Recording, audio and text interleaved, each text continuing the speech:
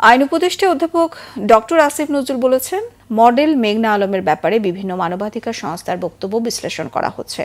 গ্রেফতারের প্রক্রিয়া সঠিক হয়নি, তবে তার বিরুদ্ধে অপরাধের যথেষ্ট প্রমাণ রয়েছে। সচিবালয়ের সাংবাদিকদের সাথে আলাপকালে তিনি এসব কথা বলেন।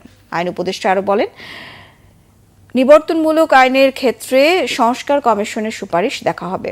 বাংলাদেশ ব্যাংকের অর্থ পাচার নিয়ে করা রিভিউ কমিটির বৈঠক হয়েছে। তিনি জানান, $2 বিলিয়ন লুট করার পরিকল্পনা করেছিল আগের সরকার। সেখানে $88 কোটি চুরির তথ্য পাওয়ার কথা জানান তিনি। এর মধ্যে $66 কোটি এখনও ফেরত আনা সম্ভব হয়নি। ফরাসউদ্দিনের তদন্ত প্রতিবেদনে যাদের নাম এসেছে তাদের ব্যাপারে কি ব্যবস্থা নেওয়া হয়েছে সেটিও খতিয়ে দেখা হচ্ছে বলে জানান আসিফ নজরুল।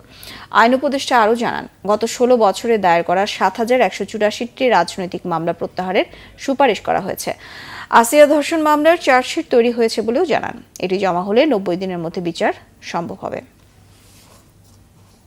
অপরাধের প্রেক্ষিতে যথাযথভাবে স্বরাষ্ট্র মন্ত্রণালয় ব্যবস্থা গ্রহণ করবে। আপনারা জানেন যে বাংলাদেশ ব্যাংক থেকে বিপুল পরিমাণ অর্থ, প্রায় $88 মিলিয়ন, রাইট, স্ক্যামের মাধ্যমে এখান থেকে হ্যাকিং বলা হয়, স্ক্যাম বলা হয়, চুরি বলা হয়, বাংলাদেশ ব্যাংক থেকে লুট করা হয়েছিল।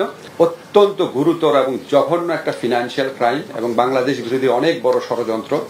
কিন্তু এটার তদন্ত করতে গিয়ে তৎকালীন সরকারের আমলে সীমাহীন গাফলতি করা হয়েছে। সিআইডিকে নির্দেশ দেওয়া হয়েছিল, সুনির্দিষ্টভাবে নির্দেশ দেওয়া হয়েছিল সিআইডি থেকে আমরা যেটা জানেছি যে বাংলাদেশ ব্যাংকের যারা এটার সাথে ইনভলভ আছে তাদের নাম যেন অভিযোগপত্রে না দেওয়া হয়, এই ধরনের ইনস্ট্রাকশন দেওয়া হয়েছিল তাদেরকে।